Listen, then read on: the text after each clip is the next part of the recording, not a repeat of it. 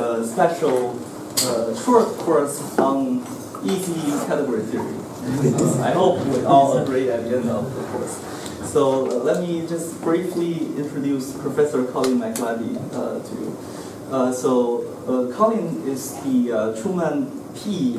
Handy Professor of Philosophy and of Mathematics at the University of Case Western Reserve.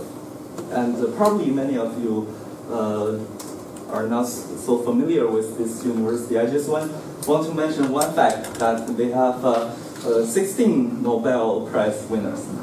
We just got one. Yeah, okay. Colin is a well-known category theorist and a well-known mathematical logician. And probably you have heard of his book on category theory.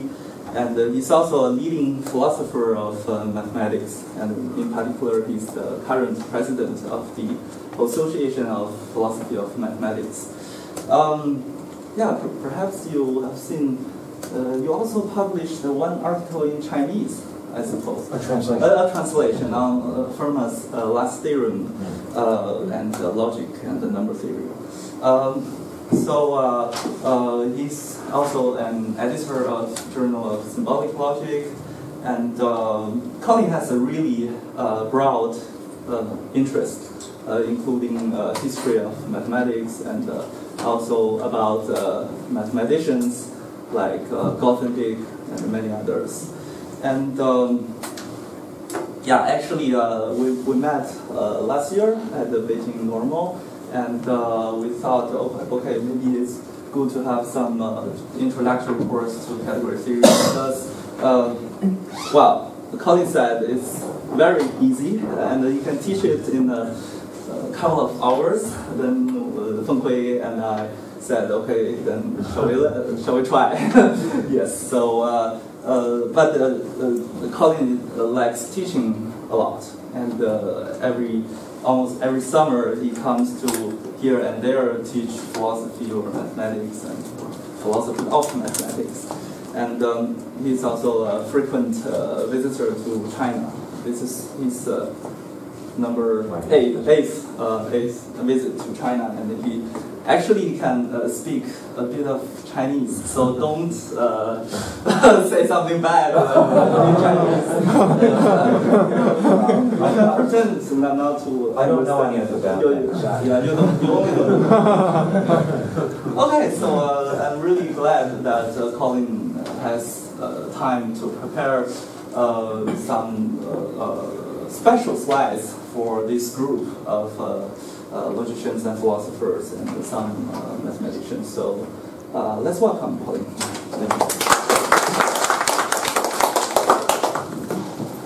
This is, along the bottom we have 8 of the mathematicians who led to the kinds of ideas I'm going to talk about.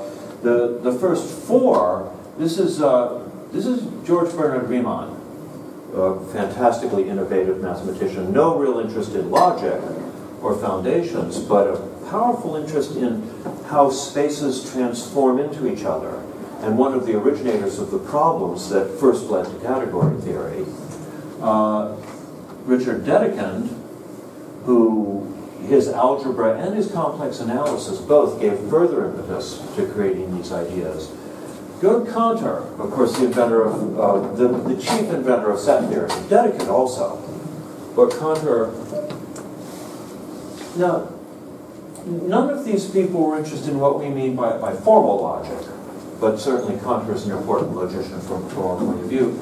Emine, who took Dedekind's ideas, expanded them tremendously, never really wanted to reorganize all of mathematics around transformations between algebraic structures.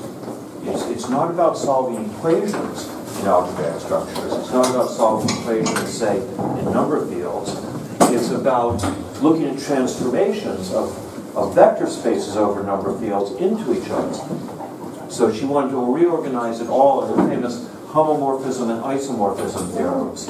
Tell you when there's some transformation of some module into some other one. And she wanted to organize all of mathematics around that. She's also the first person to say that topology ought to be studied systematically in relation with group theory. She invented homology. Well, homology theory has been invented over and over again. Riemann invented some of it. Other people invented it. What Nutter did, she was not the first to say that topological spaces have what are called homology groups. She was not the first to say group theory comes in here. But she was the first to say this is absolutely the way you have to look at it. You really have to look at topology by asking about all the ways that interrelated topological spaces can map into interrelated groups. This idea of transformation. She was the first to say it can be done that way, it can all be done that way, and it should all be done that way. That's sort of the prehistory of category theory. Here, Samuel Eilenberg, a topologist, deeply immersed in Nutter's ideas, born in Poland, comes to the United States in the 1930s, and he was pursuing some problems describing terribly complicated topological spaces, not because those spaces were important, but because the problems were so hard.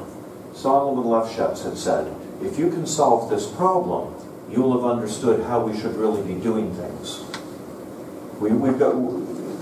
And he had found a solution that involved some peculiar algebraic groups, and then Saunders MacLean came to give a talk at the university that Samuel Eilenberg was teaching at. And Saunders solved an algebraic problem, coming up with some surprising groups, and they were the same groups that Eilenberg found solved the topological problem. So they said, this is too odd. I mean, if an ordinary common group solves two problems, that's not surprising. But when a very unusual family of groups gives the exact same solution to two different problems, they said these two problems can't really be different. There's got to be some connection between them. And they created category theory to answer the question of why are the same groups an answer to this problem and to that problem. Next we have Alexander Grothendieck. This is when he was a child. He likes to depict himself as being a child in thought. He's unafraid to invent. Of course, he passed away a year and a half ago now. Alexander Grothendieck invented about half of modern category theory. About half of it. A huge number of ideas. And Bill Lavier, who was the first person to say, not only advanced mathematical ideas can be treated in category theory, but even the simplest mathematical ideas can be treated in category theory. And they can be treated in elementary category theory, first-order axioms, so that they don't require any subtheory, so that you can actually give a whole foundation for mathematics in category theoretic terms. So those are the people that I wanted to commemorate here. What I'm going to talk about, I'm going to give 4 headings here, which are more or less the 4 days of talks. Not exactly. Today, what categories achieve? In what way they organize and facilitate mathematics, in fact, actual mathematics.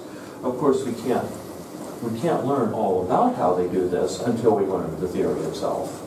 But I'm going to provide a lot of introduction going in to motivate the theory, and how they unify mathematics, in fact.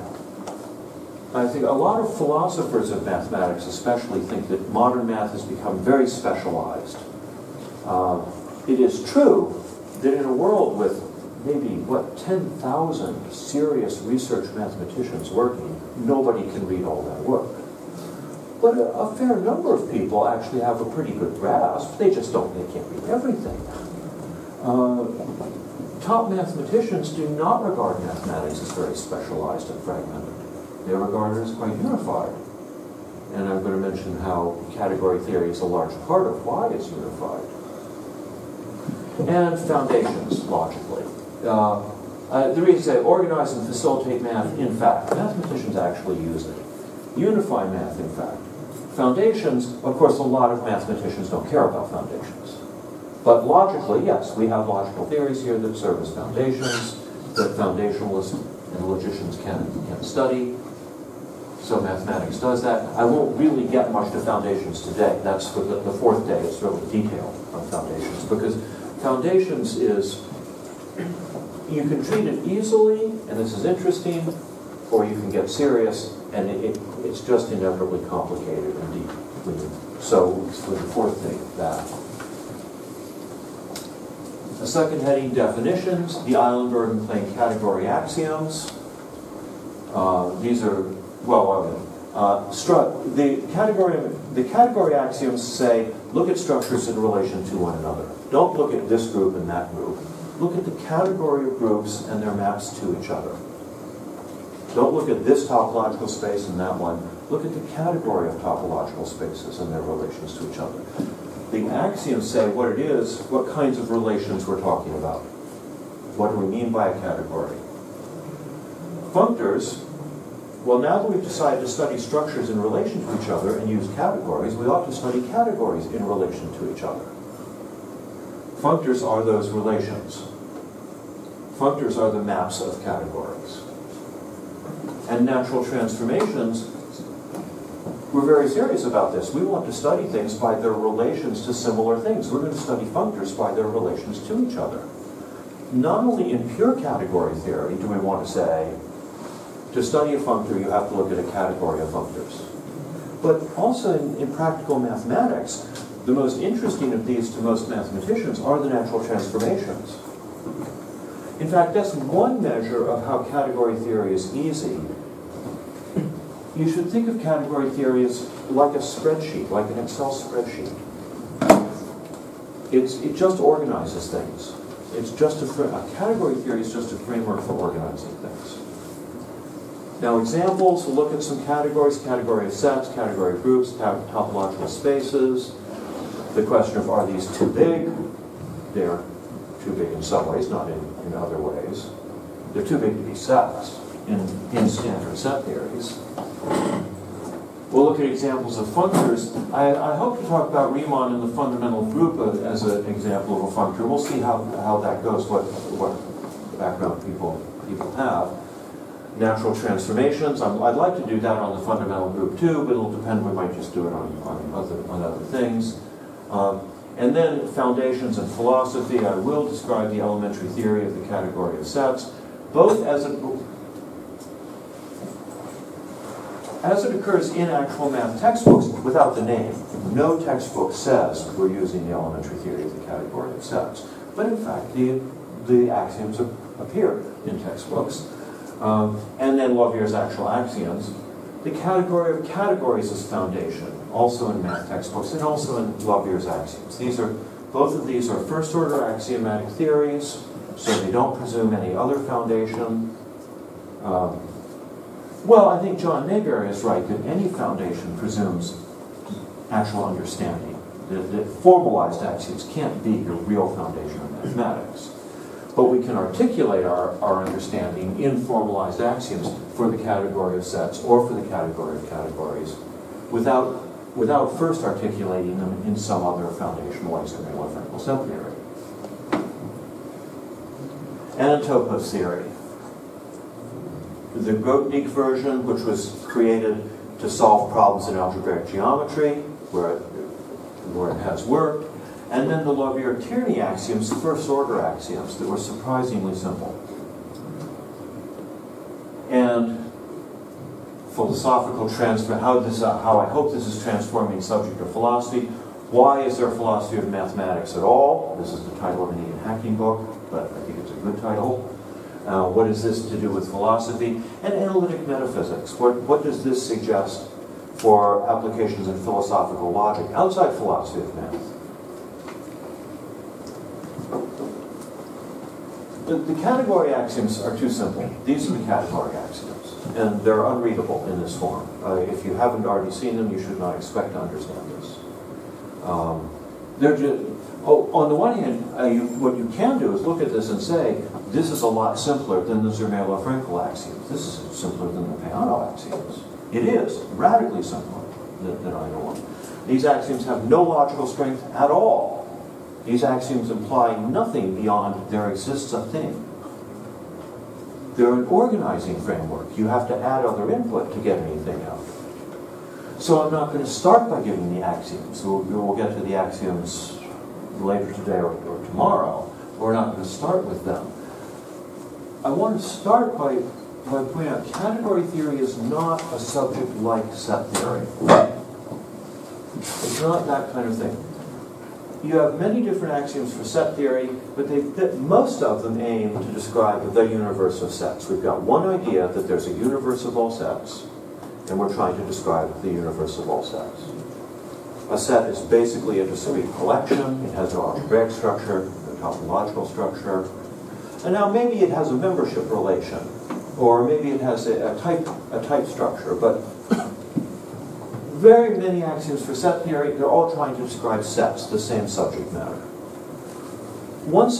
But a single set of category axioms, these are the only axioms, of course you have other notations, but the Eilenberg-MacLean axioms that were published in 1945 are the only axioms anybody's ever given for category theory, apart from notational variations, formal differences of formalization. One set of category axioms describe many very different categories. When Eilenberg and MacLean invented this in 1945, they had no thought that this could be foundations. They were concerned about foundations for it. They thought this was simply a tool for describing lots of structures and relating them to each other in the ways we need to do. They published a paper in 1945 called The General Theory of Natural Equivalences, I believe it was called. They believed that that would be the only paper ever published on the theory. It's as if somebody wrote a handbook for Excel and said, this is the only handbook that will ever be used for Excel. They just thought, it's a technicality, so people need to learn it, this is all there will ever be of it. Well, it hasn't turned out that way. But this is, unlike set theory, category theory is meant to describe many different subjects. Set theory is meant to be a subject. It's important to see that difference because people will make false oppositions. Jeffrey Hellman spent a while arguing that the category axioms, these things can't... He spent a lot of time arguing that these are not a foundation for mathematics. Well, of course they're not. I mean, neither is LaTeX a foundation for mathematics.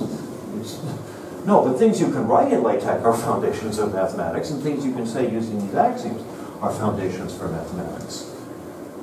Category theory is not a foundation for mathematics. Some theories based on the category axioms are foundations. The elementary theory of the category of sets, category of categories as foundations. Other ones that are meant to be foundations for more local parts of mathematics. Synthetic differential geometry is meant to be a foundation for just certain things you would say in differential geometry. I'm going to introduce category theory today largely through the ideas of mathematicians on the title page and others like them. But first, I want you to meet Alethea Barbaro. She works in systems dynamics. Her main tools are graph theory and partial differential equations. She produces computational models that people are meant to use when they need to know about an actual specific problem. The country of Iceland wanted a better model of fish migration. They wanted to know where the fish are swimming in the ocean around Iceland because they want to catch those fish. She developed a dynamic model of fish migration that's meant to be, on the one hand, actually computable. Of course, you know, many physical theories, we believe they're true, but they're very hard to compute solutions of. These are meant to be ones where you can compute solutions, but that are also true and useful. The Los Angeles Police Department has worked with her on developing a model of gang conflict. Los Angeles is, I was going to say it's a huge city. In America, you can say it's a huge city. In China, you'd have to say it's a city. And it has many teenage gangs, and they have territory, and their territory moves some. As somebody joins the gang or quits the gang or something, they shift. Some pairs of gangs are fighting with each other, others aren't. The police department wanted to know, can we measure the conflict between gangs, or even try to get sort of predictive devices, not predictions that will actually say what's going to happen next year, but predictions that could say, what should we what should we be trying in this part of the city? Which parts of the city should we be looking at most? And she developed models using these things. These are very computational models. She doesn't do theoretical mathematics, so of course she's educated in it. I met her. She teaches at my university. And when I met her, she said, oh, she found out I was in philosophy. She said, oh, and you know about math. Well, what would philosophers want to know about mathematics? And I said, one question was, how can mathematicians work with structures without saying what they're made of? This is the famous topic of structuralism. She immediately said, oh, that's easy. It's called category theory. She wanted to know if I'd heard of it. Yes. And it is easy. Like most mathematicians, she'd never studied category theory. About logic. Oh, no logic. No. The difference is she meets categories and functors in textbooks, and it talks about all different parts, about algebra, where the subject is routinely organized in terms of free and forgetful functors, in terms of the junctions between these. Topology, where we're constantly talking about cohomology theories on topological spaces, which are kinds of functors, there are whole families of functors between families of categories. Complex analysis. Today, if you pick up an introductory textbook on complex analysis, it's likely the second or third chapter will be on cohomology, because it's simply an efficient way to organize the problems.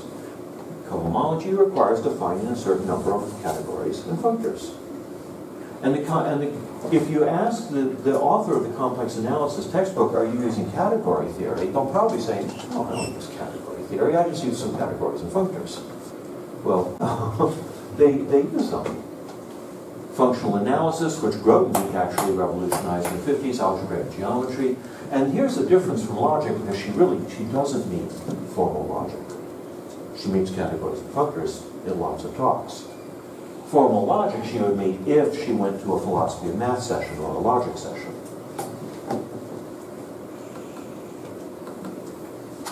So there is this topic of structuralism. It's of interest to a lot of people now. And a lot of people trace it to this paper by Paul Benacerraf, What Numbers Could Not Be. He imagines two children who've been taught arithmetic, but they've been told what the numbers really are. One of them was told that 0 is the empty set, and 1 is the set of the empty set, and in general, n plus 1 is the set whose only element is the set that was in.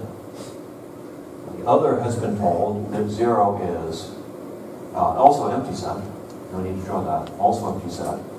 1, it doesn't change at first, but n plus 1 is the union of n, is n union singleton n. So this is the von Neumann ordinals. So it's a different set. And he shows that, he claims that they really know the same arithmetic. It shouldn't matter what sets they were told these are. That numbers should be elements of a structure, where the elements of the structure have no properties other than those relating them to other elements of the same structure. So these all have a certain property. These are all singleton sets. These all have a certain property. These are all transitive sets. Numbers shouldn't be singleton sets. That's not a relation between numbers. Benacerraf is arguing. Numbers shouldn't be transitive sets. Also not. Well, I guess that is a relation between numbers. It says each is in a transitive closure of anything greater than that. But it's not an arithmetic relation. He wants a theory of structures that will have those properties. Michael Resnick talks about more mathematics than just arithmetic.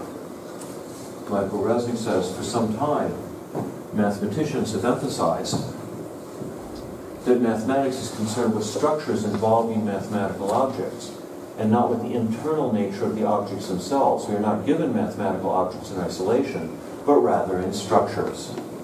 And he has tried proposing a theory of structures that would explain what mathematicians are doing. What did I put on my next slide? Yes, mathematicians routinely do this. And the announced talk was making structural mathematics work. What bothers me about this, what I don't understand about this, is if this is how mathematicians proceed, why don't we read mathematicians to see them doing it? If Benasarov says, okay, this is how math is actually done, he could read mathematicians doing it. Laubier's elementary theory of the category of sets was published in the Proceedings of the National Academy of Sciences in 1964, the year before this paper came out. Now, philosophers don't really read the Proceedings of the National Academy of Sciences. And Laubier's set theory has exactly this nature. And Resnick, if mathematicians have emphasized for some time that this is what they're doing, why not quote some of them and see how they're doing it? He wants to go off and imagine how it might be done, but it is being done. And we can go and see how it's being done.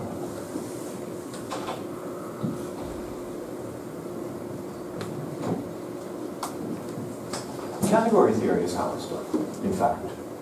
When you go and read what they're writing, that's how it's being done. It's the easiest known way. Math is hard enough as it is. This is another point that I think philosophers of mathematics need to understand better. A lot of philosophers and historians of mathematics feel that modern math has gotten abstract for the sake of abstraction, that people like showing off, they like having abstract theories. Well, probably some do. There's a lot of mathematicians in the world. But math is pretty hard, and the ones who like showing off, people aren't much interested in that. People retain the ideas that make things easier. People keep the ideas that work, that let them see what they're doing. The question is, what does it mean to work? What are the goals of mathematicians? What are the goals of structuralist philosophers of mathematics? Well, the first one's easy to answer: discoveries and proofs. Mathematicians want discoveries and proofs. Again, any given individual might want a lot of different things. Some mathematicians want computer-assisted proofs. Sure, and they work on computer-assisted proofs, and they don't like ones that aren't computer-assisted. Other mathematicians only like very clean theoretical proofs. But if a mathematician's work is influential, if a lot of people are taking it up and pursuing it, it's because it leads to discoveries and proofs. The work won't be influential, it won't go on to matter without that.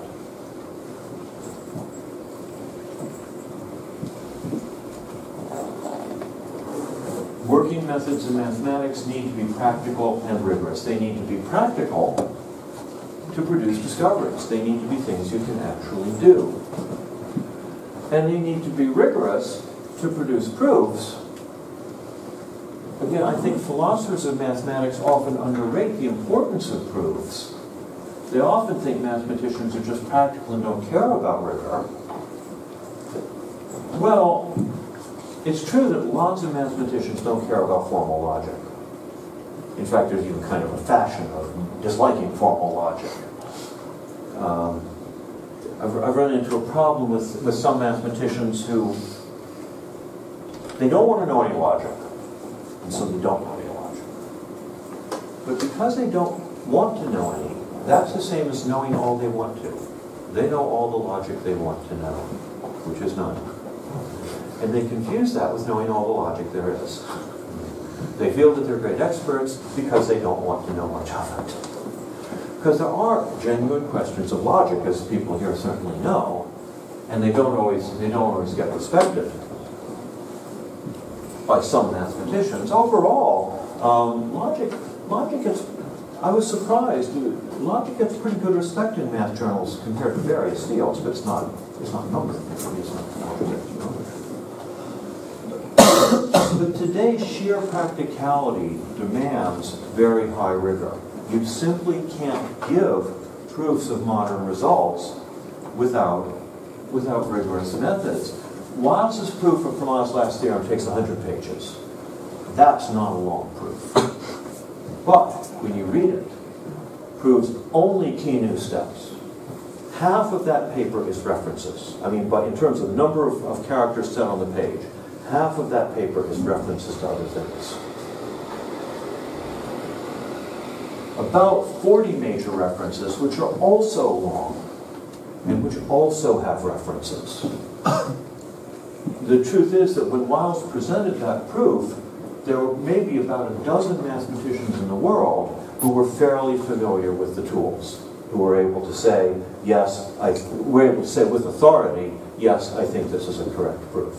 It's not that nobody understood it, but it used such an array of tools that only a handful of people were already familiar with them. There's a book for expert number theorists, takes 22 authors and 570 pages, does not prove the background to Wiles's proof, does not prove the key theorems he uses. It introduces the key theorems that he uses. It introduces the definitions, the subject matter. It introduces the key theorems in their subject matter, but not the ones that Wiles needs.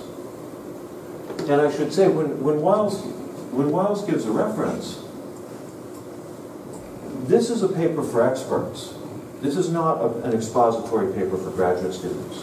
When he gives a reference, it's because he believes that professional experts will not know the proof themselves. They'll need to go look it up.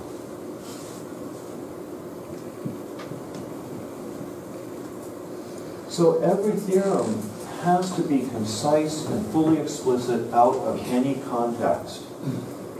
You can't use some terms that will be defined in the proof, because people who are citing it aren't going to have time to read the proof. You have to be able to take that theorem the way you can do, well, the way you can do now with a Microsoft Word program. This was Bill Gates insisted on this. It was his ideal for one today. Okay, I can take this PDF file that was created on one computer, I can put it on here and it will run. 30 years ago, I could create a Word file on another computer, put it on this computer, and hope it would run. And it would probably, the pages might have been messed up. I might have to realign the pages. Well, we need things that you can take them out of one context, plug them into another, and they work perfectly. Because we have to take so many things out of so many contexts and plug them straight into Wiles's proof. You just can't have a situation where you take, say, Ribot's theorem, which is one of the key steps in Wiles's proof, and you have to ask, well, what did he mean by this? Is he using this term the same way Wiles is? There's no time for that. You have to be assured that they are using everything the same way, that the theorem is completely explicit. Theorems have to be structural. They have to be independent of arbitrary constructions. So, well, okay, the simplest example of that, here's the answer.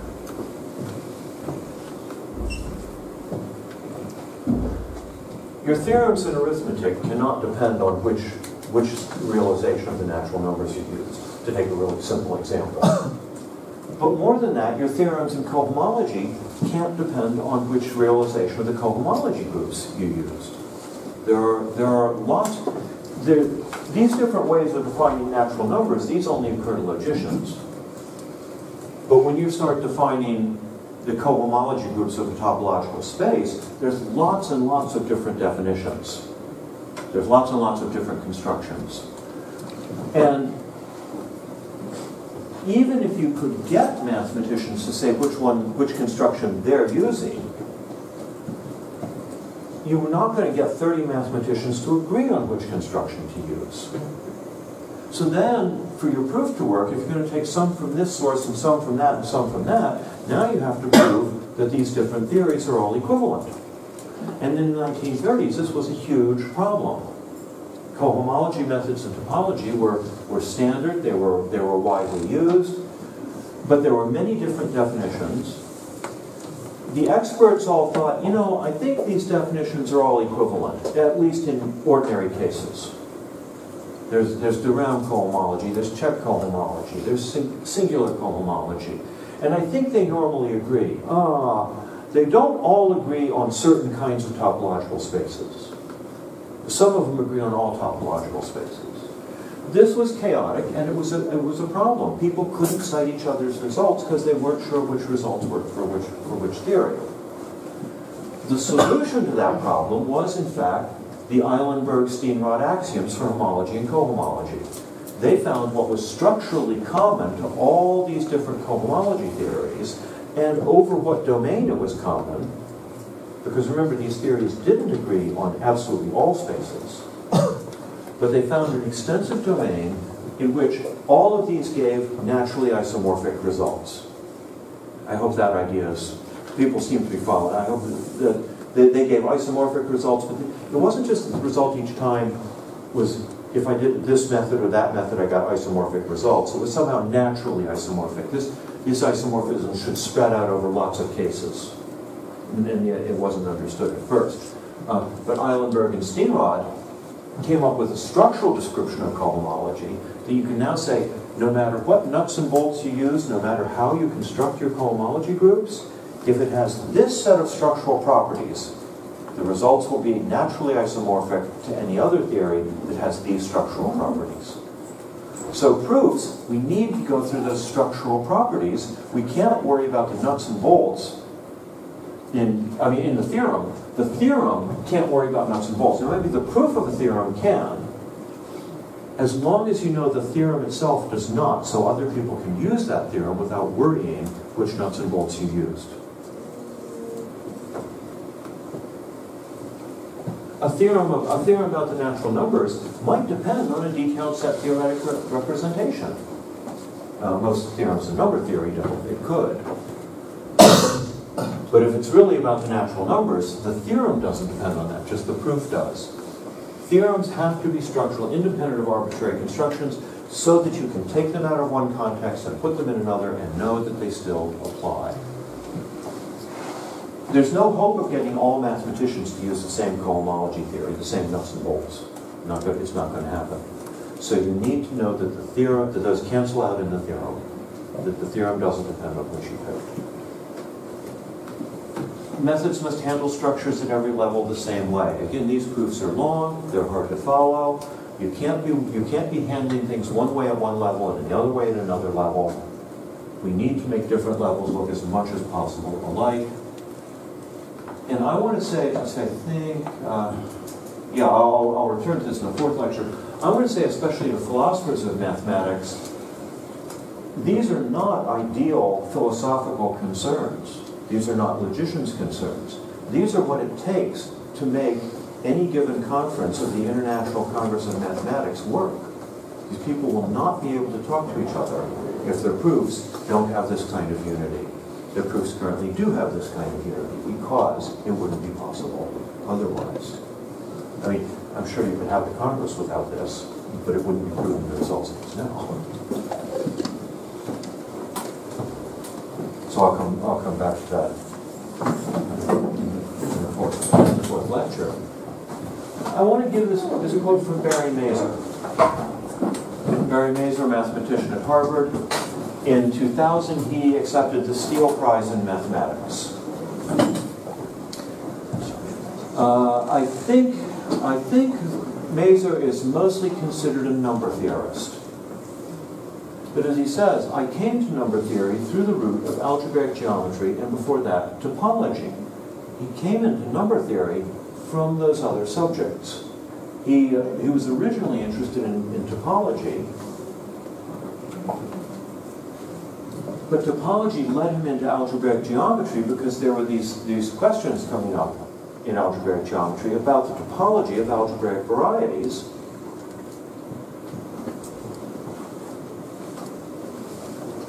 And those questions got into algebraic geometry from number theory. So we're trying to understand solutions to Diophantine equations, just solutions to, I think this is I think people here have a fair amount of background.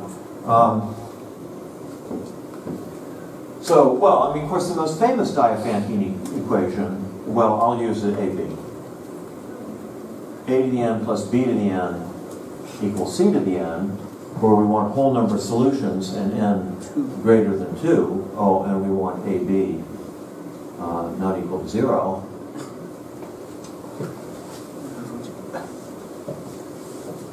But there were also other problems at the time. This one was not so much related to topology, but Andre Bay had shown that lots of problems in number theory, actually, it wasn't he who first showed this, it was first Hilbert and Hurwitz in the 19th century showed, well, okay, a squared plus b squared equals c squared. That one's easy. We know how to find all the solutions of that. But you may know that one way to organize all the solutions to that is to regard them as rational points on the circle and parameterize those by the slopes of lines through the circle. The search for Pythagorean triples is studying the Diophantine geometry of the circle. You're looking for rational points on the circle. The Diophantine quadratic equations are really pretty well understood because they are all geometrized as looking for rational points on conic sections.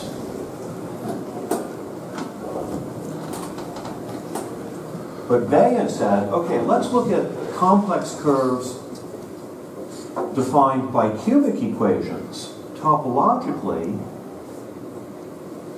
by cubic equations. Topologically, those are on a torus. Diophantine equations on a sphere, we understand.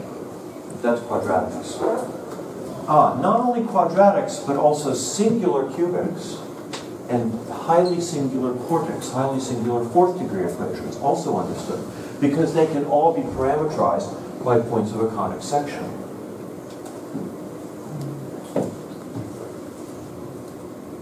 When you start looking for higher, well, okay, let's first go to cube. If you're going to the cube, now that can be studied as the geometry of a torus. A lot of people had realized that the difficulty of a number theoretic problem is related to the complexity of the topological space that parameterizes it. And the famous Fermat's last theorem, in principle, this could involve any number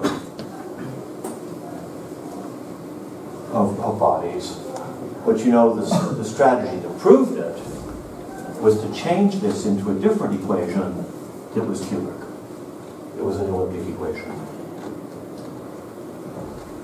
So Mazur's following that. The unifying spirit at work in all those subjects gave the new ideas of resonance and buoyancy, which allowed them to instantly echo elsewhere, inspiring analogies in other branches and inspiring more ideas. Here's the part I want to emphasize. One has only to think of how the work of Eilenberg, MacLean, Steenrod, and Thom in topology, the early working class field theory, developed in the hands of Emil Artin, Tate, and Iwasawa, was unified and amplified in the point of view of algebraic geometry adopted by Grothendieck. Surely every part of mathematics has been enriched by ideas from other parts. Here he names Eilenberg, MacLean, Grothendieck. He names 3 of the 4 chief inventors of modern category theory, not for category theory. He doesn't talk about category theory, and Mazur would not talk about category theory. He once told me that Grothendieck is not a category theorist. I said, well, he invented a lot of category theory. He said, yeah, he did, but he's not a category theorist. I was like, well, I don't know. You know, he invented a lot of category theory, and he invented it to do these things. But this is another thing that a lot of philosophers of mathematics don't understand. A lot of philosophers of mathematics are very interested in the case of David Hilbert, and deservedly so. Hilbert's a fascinating mathematician. And Hilbert works in integral equations, which is to my mind, a little hard with the differential equations. He works in number theory, he works in foundations of geometry, he works in logic, he works in lots of different things. Hilbert and his assistants did really important work in logic, but it's not related to his number theory or his integral equations. He doesn't relate it to the other things he did. And so philosophers tend to think, well, maybe Grothendieck invented this category theory, but it's not related to his other stuff. It is related to his other stuff. It's interspersed with his other stuff.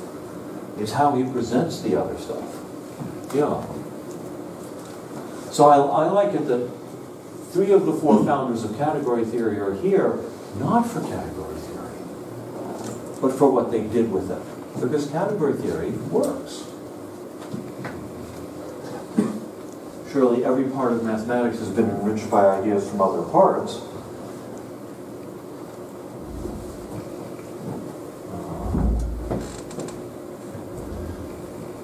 I will mention that about what category theory is.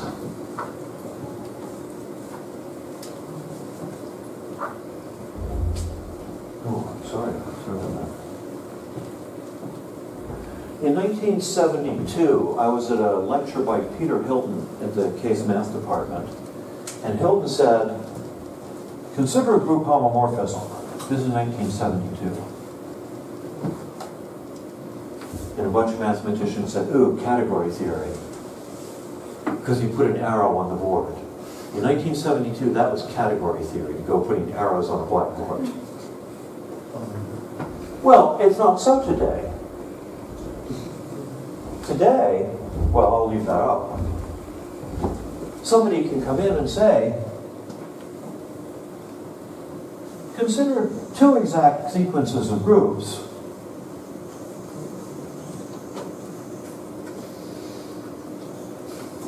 And an isomorphism here, and nobody calls it category theory. They say, oh, that's group theory.